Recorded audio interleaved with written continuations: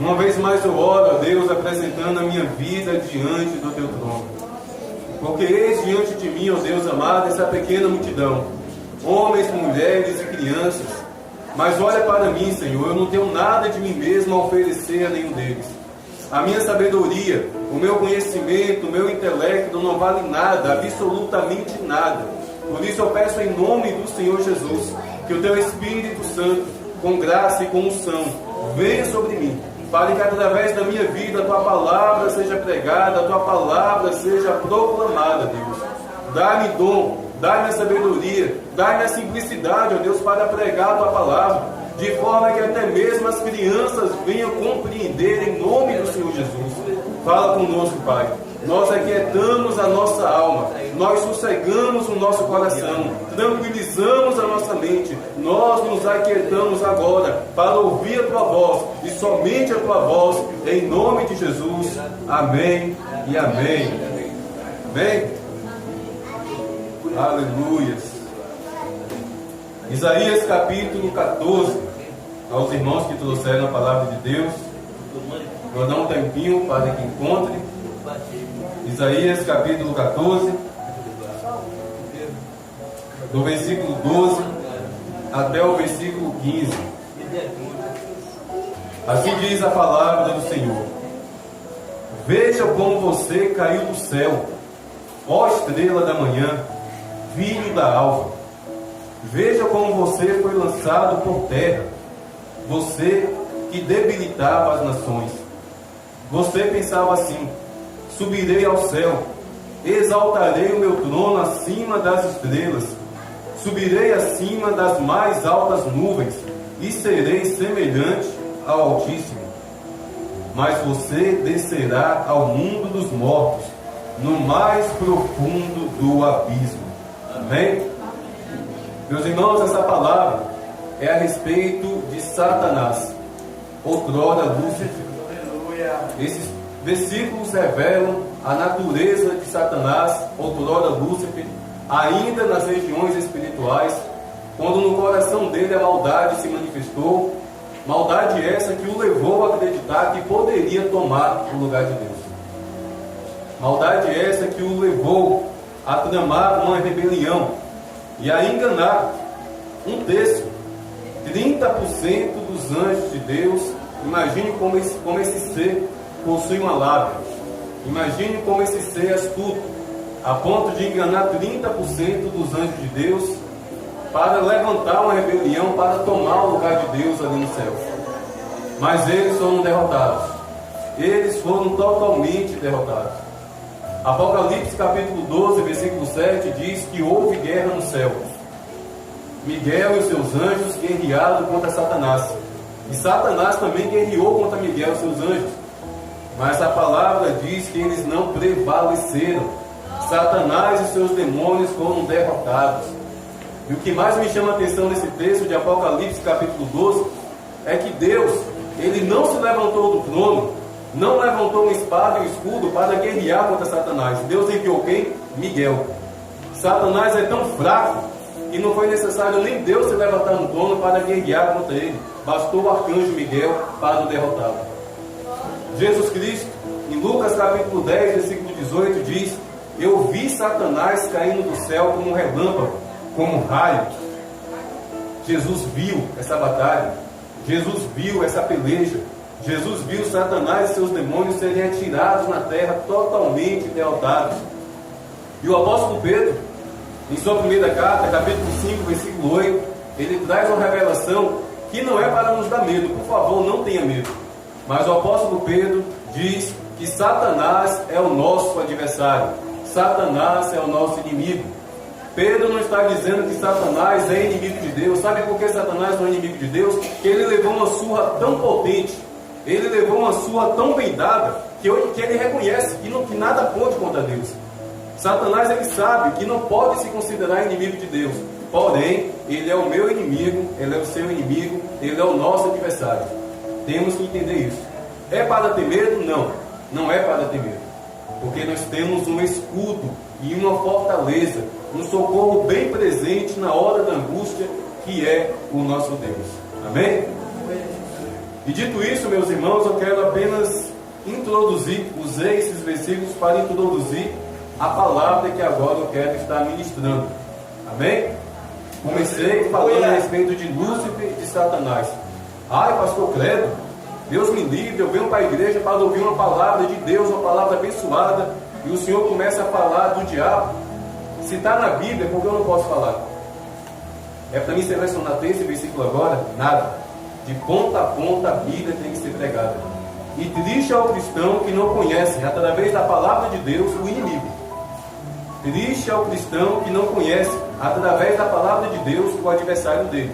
Temos que conhecer. E a palavra de Deus nos traz ensinamentos maravilhosos, ensinamentos tremendos a respeito do nosso inimigo, para que venhamos batalhar e guerrear da forma correta. Amém? Gênesis capítulo 1, estarei lendo de imediato, o tempo está avançando, embora não deveríamos ter pressa, de sair da presença do Senhor, mas a cada dia que passa estamos cada vez mais apressados. Viemos para a igreja já pensando no final do culto. Misericórdia. Gênesis capítulo 1. No princípio, Deus criou os céus e a terra. A terra era sem forma e vazia. Havia trevas sobre a face do abismo, e o Espírito de Deus se movia sobre as águas. Então Deus disse: haja luz, e houve luz. E Deus viu que a luz era boa, e fez separação entre luz e trevas. Deus chamou a luz dia e chamou a trevas noite. Houve tarde, houve manhã, e este foi o primeiro dia. E Deus disse: haja um firmamento no meio das águas e separação entre águas e águas. E Deus fez o firmamento e a separação entre as águas debaixo do firmamento e as águas acima do firmamento. E assim aconteceu. E Deus chamou o firmamento céus.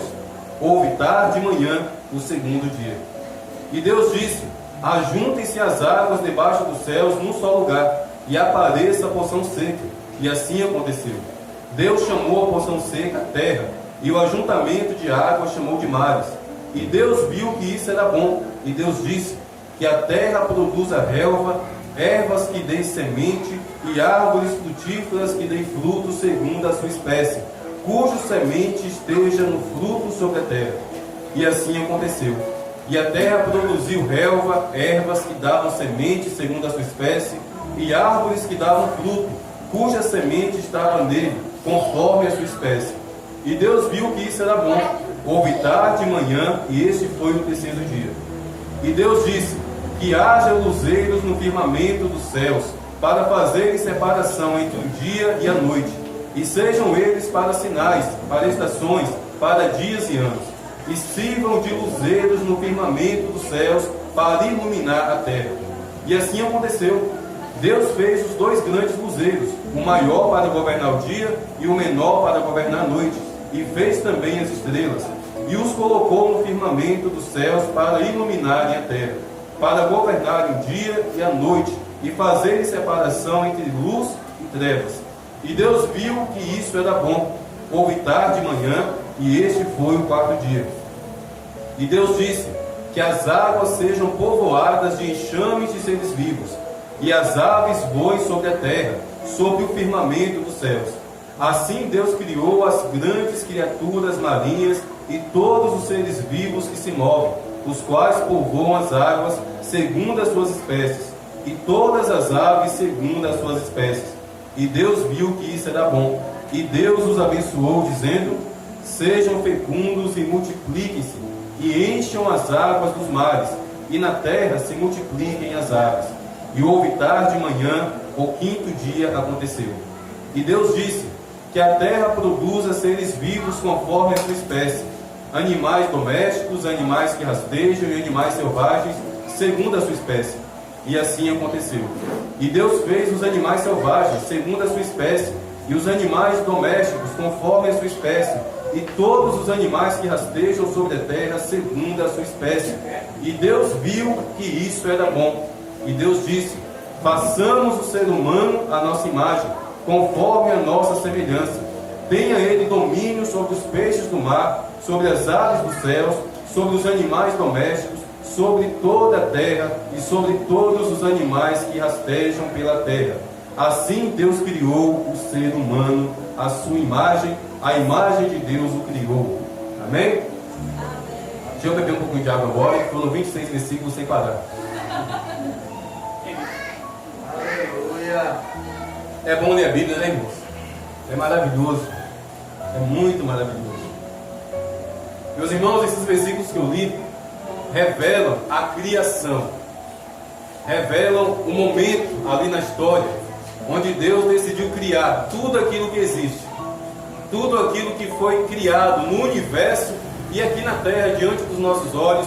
Gênesis capítulo 1, nesses versículos que eu li, aqui estão descritos. Mas eu comecei a pregação falando de quem? A respeito de Lúcifer, a respeito de Satanás, que criou, que mobilizou uma rebelião contra Deus. E o interessante é que nós não encontramos Satanás nesses 26 versículos que eu acabei de ler. Onde será que estava Satanás? Onde será que estavam aqueles milhões e milhões de demônios que Satanás conseguiu manipular? Aonde estava Satanás ali na criação? Parece que Satanás não se incomodou quando Deus criou a luz. Satanás não se incomodou quando Deus criou a terra, quando Deus criou as águas. Satanás não se incomodou quando Deus criou os peixes, quando Deus criou as aves, as florestas. Satanás não se incomodou, meus irmãos, nem quando Deus criou o homem. Quando Deus criou Adão, quando Deus criou o primeiro ser humano, nós não vemos Satanás ali se manifestar. Nós não enxergamos Satanás. Mas onde estava Satanás nesse momento? Porque ele não estava se incomodando com a obra de Deus. Porque ele estava assistindo tudo aquilo calado. Por que será que ele não se incomodou com todas aquelas maravilhas que Deus estava operando? Meus irmãos, eu vou dizer por quê. Satanás se incomoda, meus irmãos. Satanás se incomoda com o propósito de Deus. Tudo que Deus criou foi criação de Deus. A partir do momento que Deus criou o homem, iniciou-se o propósito de Deus. E o propósito de Deus na vida do homem se completou quando a mulher foi criada.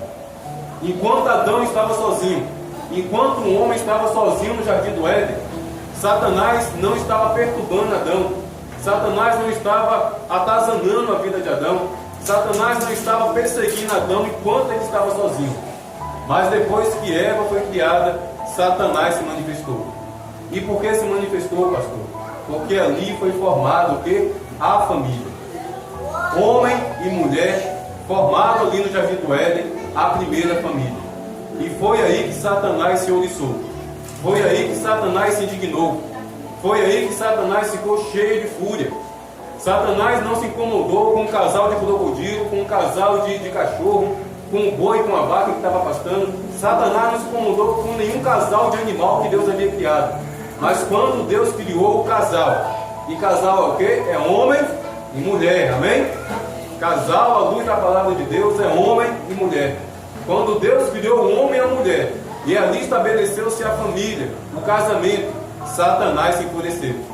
Satanás começou a fazer reuniões com os seus demônios. Precisamos fazer algo para frustrar. Veja o que ele acabou de fazer. Ele fez 2 bonecos de barro. Ele deu vida a esses bonecos de barro. E não somente vida, o fôlego de vida. Como pode? Eu era Lúcifer, eu estava lá no céu com ele. Ele nunca soprou nas minhas narinas o fôlego de vida. E para aqueles 2 ele fez isso. Imagino que esse seja o motivo da fúria de Satanás. Meus irmãos, Satanás pode ter força. Satanás pode ser feio a ponto de nos dar medo. Mas fôlego de vida de Deus ele não tem não. Só nós temos o fôlego de vida aqui dentro do nosso ser, aqui no nosso espírito, testificando que nós somos filhos de Deus. E Satanás ali, meus irmãos, começou a meditar, começou a tramar, começou a calcular o que eu vou fazer. O que eu vou fazer para destruir o propósito de Deus?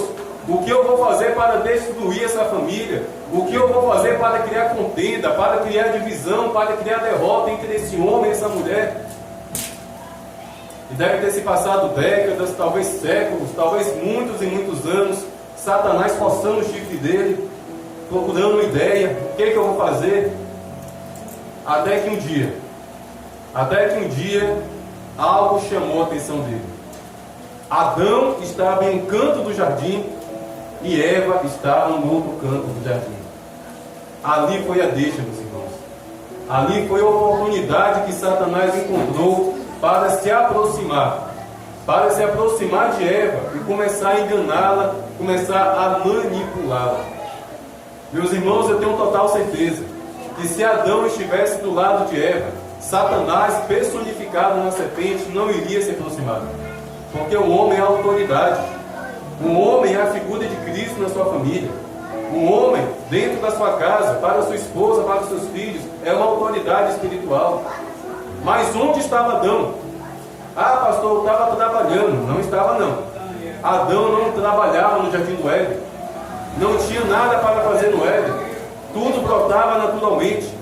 Eles não precisavam caçar o animal para cozinhar, para comer. Não era necessário. Tudo ali estava à disposição deles. Mas onde estava Adão, que não estava do lado da sua esposa? Onde estava a autoridade? Onde estava o sacerdote ali naquela hora? Adão cometeu erro. Por outro lado, Eva também errou. Eva poderia estar em qualquer outro lugar do jardim, mas ela estava onde? Olhando justamente para aquilo que Deus havia proibido. Crescendo os olhos justamente para o fruto que Deus havia proibido eles de comerem. O que ele estava fazendo ali? Com certeza estava desejando. Com certeza havia no coração dela o desejo de desobedecer. Porque o próprio texto de Gênesis diz que com os olhos ela viu que o fruto era atraente aos olhos. E ela começou a desejar aquele fruto, e Satanás, percebendo isso, se personificou em uma serpente. Pastor, por que Satanás se personificou em uma cobra e uma serpente? Porque se tem uma coisa que mulher tem medo é de serpente, né? Geralmente as mulheres têm medo. Por que Eva não ficou com medo? Porque no jardim do Éden, meus irmãos, os animais eram mansos. Os animais não eram ferozes. Depois do pecado, foi que causou toda essa destruição. A desobediência, o pecado, transtornou tudo aquilo que Deus havia criado, e os animais se tornaram ferozes. Mas até então, eram mansos, eram dóceis. Por isso Eva não estranhou aquele animal se aproximando. E Satanás foi muito esperto, porque Satanás ele não poderia aparecer da forma como ele é, porque ele não era mais Lúcifer, ele agora era Satanás. Ele havia deixado de ser um anjo de luz, agora era um demônio, era uma serpente, era um dragão imundo. Se ele aparecesse para Eva do jeito que ele é, pode ter certeza, ela sairia gritando: Adão, cadê você? Me socorre! Mas ele se personificou em um animal, que era ali, da convivência, que não causava nenhuma ameaça. E isso serve de lição para mim e para você, meus irmãos, não é novidade. Satanás se transfigura, Satanás se disfarça de anjo de luz, Satanás se disfarça de um homem bonito, perfumado, mandando oi gatinho no Facebook, no WhatsApp. Satanás se disfarça de uma mulher bem bonita, mandando um recado no Facebook: aí, tá solteiro? É desse jeito. Eu disse isso no culto anterior e é uma verdade. Satanás não tem dificuldade alguma de oferecer coisas boas a ninguém. Pode ter certeza. No deserto ele ofereceu para Jesus o que? Riquezas. Riqueza é coisa ruim? Não é. Riqueza é coisa boa, desde que seja honesto. Mas a riqueza que Satanás oferece, meus irmãos, é podre, é imunda. Temporariamente pode te alegrar, temporariamente pode te satisfazer, mas vai apodrecer a sua alma e o seu coração. Mas Satanás ele pode sim oferecer, e muitos estão aceitando as bandejas do maligno. Muitos estão caindo no disfarce de Satanás. E disfarçado, Satanás aproximou-se de Eva e começou a enganar, começou a manipular, começou a trazer mentira no coração de Eva. E veja que interessante, veja como Satanás conseguiu enganar definitivamente Eva. Satanás perguntou para Eva: é verdade que Deus proibiu vocês de comerem do fruto dessa árvore e de até olhar para ela? Na verdade, Deus havia proibido eles de comerem, não de olhar. Mas Satanás ele sempre manipula. Satanás ele sempre aumenta para lá na frente passar rasteiro. E Eva, de certa forma, confirmou, sim, é verdade. E Satanás disse, é mentira dele. Deus está mentindo. Ele está te enganando. Na verdade, se vocês comerem desse fruto, vocês irão se tornar igual a ele é, conhecedor do bem e do mal. Ah, meus irmãos, quando Eva ouviu aquilo, ela ficou maravilhada. O quê? Então eu vou ser igual a Deus? Eu vou ter sabedoria? Eu vou ter conhecimento? Meus irmãos, percebam que o primeiro pecado foi por conta da ganância. Perceba que o primeiro pecado foi por causa de um desejo imundo e sujo do coração do homem de querer ser igual a Deus. O interessante é que foi o mesmo pecado do diabo. O diabo quis ser igual a Deus e ele lançou esse engano no coração da mulher. Não pode comer, vocês vão se tornar igual a Deus. E Eva caiu naquele engano. Pegou aquele fruto, comeu. Quando Adão chegou, ofereceu para ele, ele comeu. Ah, pastor, Adão foi enganado? Foi não, certamente ele conhecia aquele fruto, ele comeu de descarado. Ele sabia que aquele fruto era daquela árvore. Ele não foi inocente não, a culpa não foi só de Eva não, foi dele também. E ali, meus irmãos, a desgraça aconteceu. Ali tudo mudou. O homem e a mulher, que viviam uma intimidade profunda com Deus, a ponto deles escutarem os passos de Deus. Meus irmãos, vocês sabem o que é escutar os passos de Deus?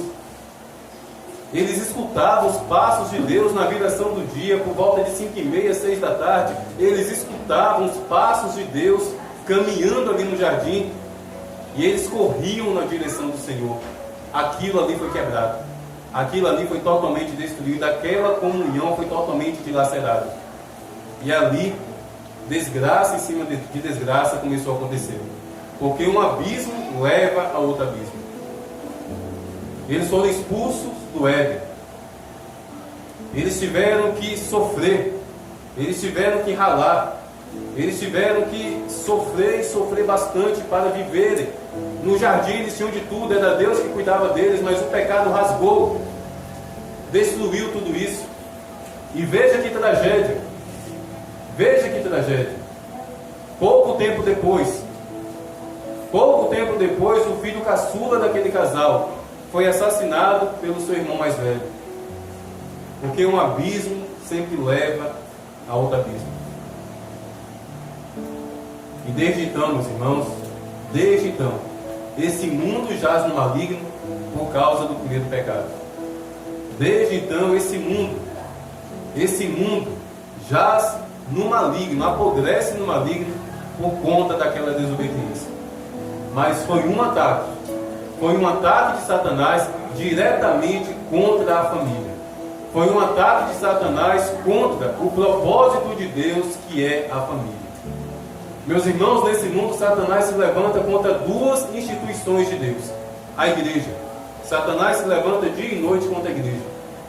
Mas Jesus nos disse o quê? As portas do inferno não prevalecerão. E é necessário que entendamos esse versículo. Quando Jesus Cristo diz que as portas do inferno não prevalecerão contra a igreja, não significa que são as portas do inferno tentando nos pressionar e a gente aqui fazendo força para permanecer de pé. É ao contrário, somos nós avançando, é a igreja avançando, é a igreja marchando e as portas de Satanás sendo derrubadas e nós pisando, esmagando as portas do inferno. É dessa forma. Mas a outra instituição que Satanás ataca, meus irmãos, é a família. A igreja e a família são duas instituições que Satanás ataca dia e noite sem parar. Dia e noite sem parar. Não pense, meus irmãos, que aquele jovem que nesse exato momento está se drogando em um canto escuro de Guaratinga, não pense que a fúria de Satanás é só contra a vida dele, é contra o pai dele, é contra a mãe dele também, é contra a família dele. Porque eu sei o quanto a família de uma pessoa dependente de química sofre. Todo ataque de Satanás contra um só indivíduo, na verdade é para atacar toda uma família. Porque o alvo de Satanás não é somente uma pessoa, é a família inteira, meus irmãos. E nós devemos estar atentos. Adão não foi atento, Eva também não foi atenta, de certa forma eles até facilitaram. E ainda hoje nós estamos cometendo o mesmo erro, facilitando as coisas para o diabo. olhando para aquilo que não devemos olhar, contemplando aquilo que não devemos contemplar. Meus irmãos, muito cuidado com a televisão, muito cuidado com o celular. Não coloque coisa maldita dentro da casa de vocês, para que vocês não se tornem malditos. Toda maldição que entra dentro da nossa casa com a nossa permissão, é direito legal para Satanás agir dentro da nossa casa. Cuidado com filmes de terror. Cuidado com filmes que, por mais que comece bonzinho, por mais que comece mansinho, lá no meio tem uma imoralidade, tem uma relação sexual sendo mostrada na sala da sua casa. E as novelas vomitam isso dentro da sala de muitos. Os filmes estão vomitando isso dentro da sala de muitos. São frutos proibidos que Satanás tem colocado dentro da sala da nossa casa. E assim como Eva, nós estamos nos alimentando dessa porcaria. Cuidado com o celular na mão da criança. E eu dou graças a Deus que eu tenho um respaldo para falar isso, porque os meus meninos não mexem com o celular. Celular não é brinquedo, se fosse venderia em loja de brinquedos. Celular é coisa de adulto. E quanta destruição o celular tem causado na mente das crianças. Isso tem amaldiçoado a mente das nossas crianças. Celular vicia, meus irmãos. Celular causa dependência. Quer ver se eu estou mentindo? Seu filho está acostumado a usar celular? Tira o celular dele durante o dia para você ver como ele fica. Perturbado, agoniado, quase dando uma crise de ansiedade. Por quê? Porque vicia.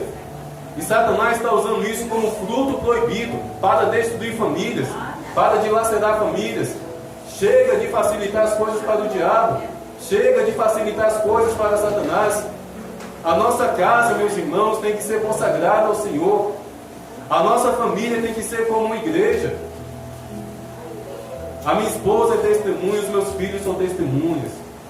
Eu não sou pastor somente no culto. Eu não sou pastor somente quando estou visitando os irmãos.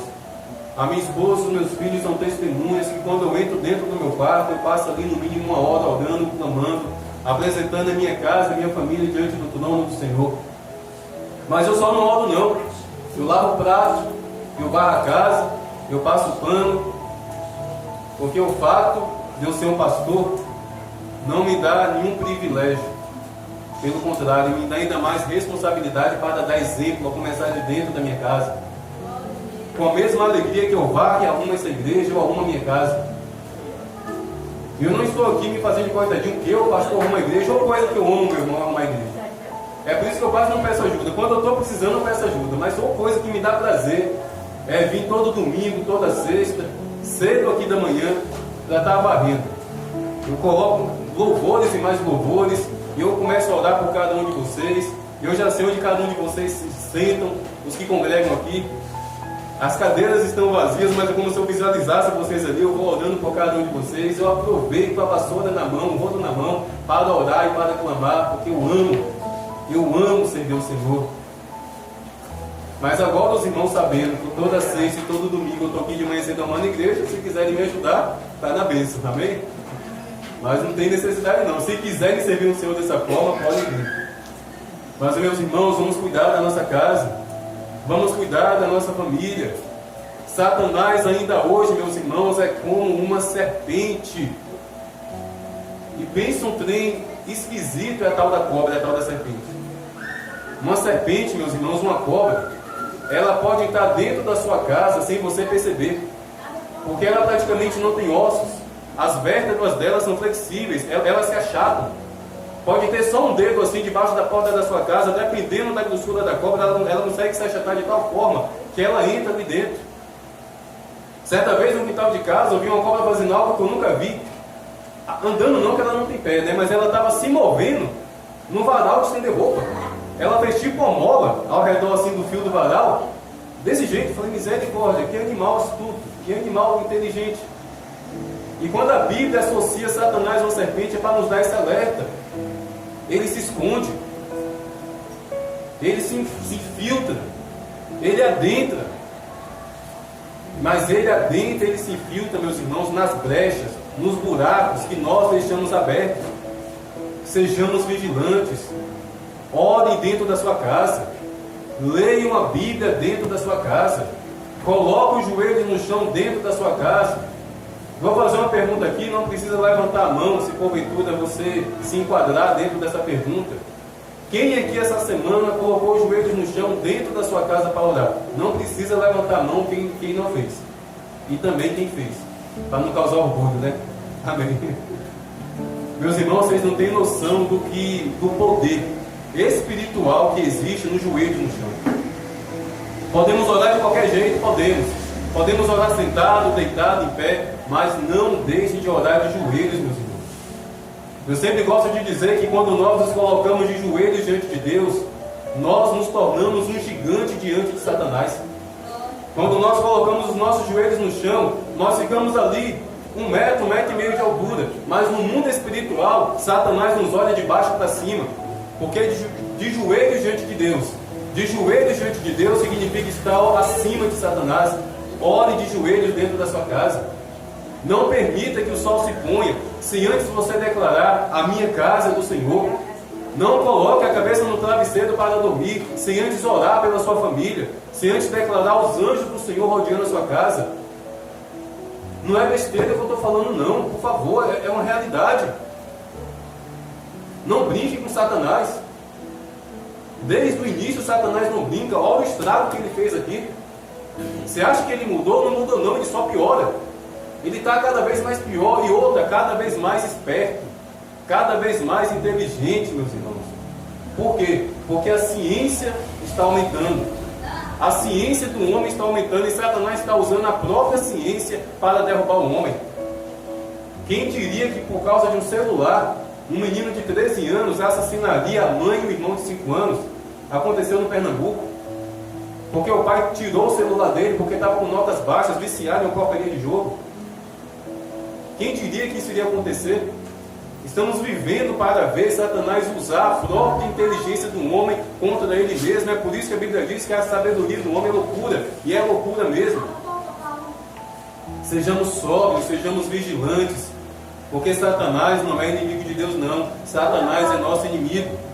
O apóstolo Pedro coloca essa batata quente na nossa mão. Saiba disso. Volte para a casa de vocês hoje sabendo disso. Eu tenho um inimigo e ele é Satanás.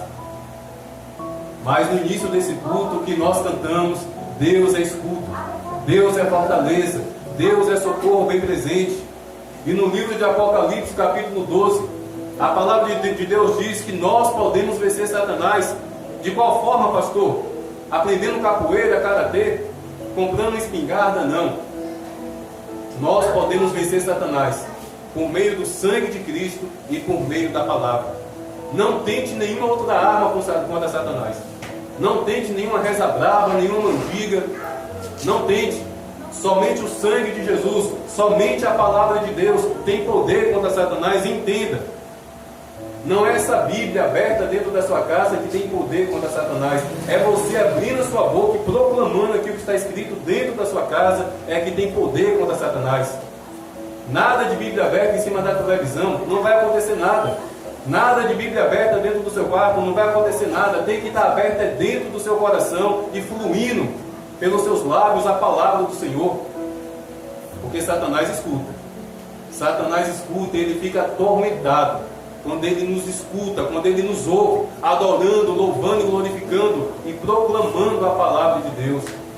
Ah, pastor, mas eu não sei ler. Pastor, a vida foi dura, eu não tive a oportunidade de aprender a ler. Eu constantemente ensino aqui. Use o seu celular ao seu favor. No celular tem a Bíblia completa. Vai lá no YouTube. Acabamos de ler um texto aqui. Você pode ouvir esse texto através do seu celular. Passe lá no YouTube, digitar ou escrever, ou pedir para algum filho lá digitar Gênesis capítulo 1. Você vai ouvir o Cid Moreira com aquela voz bonita, grave. O Salmo, Gênesis capítulo 1 sendo proclamado dentro da sua casa. Não existe desculpa, meus irmãos, para a palavra de Deus não adentrar no nosso coração. Se você sabe ler, você pode ler. Se você não sabe ler, você pode ouvir. E o que a palavra de Deus é? Efésios capítulo 6 diz que a palavra é a espada do Espírito. Sem meditarmos nessa palavra, sem nos alimentarmos dessa palavra, nós estamos totalmente desarmados. Amém?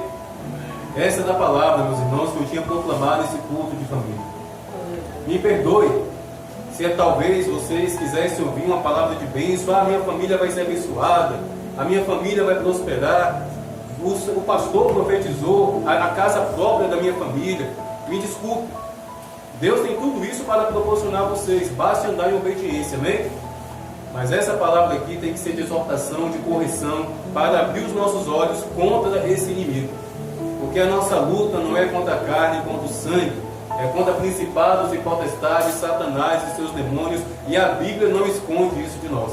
A nossa luta é contra Satanás e seus demônios, e nessa luta, somente o sangue do Cordeiro, somente a palavra de Deus, e somente uma vida de extrema vigilância, para nos dar a vitória, e para nos conceder vitória sobre vitória. Amém?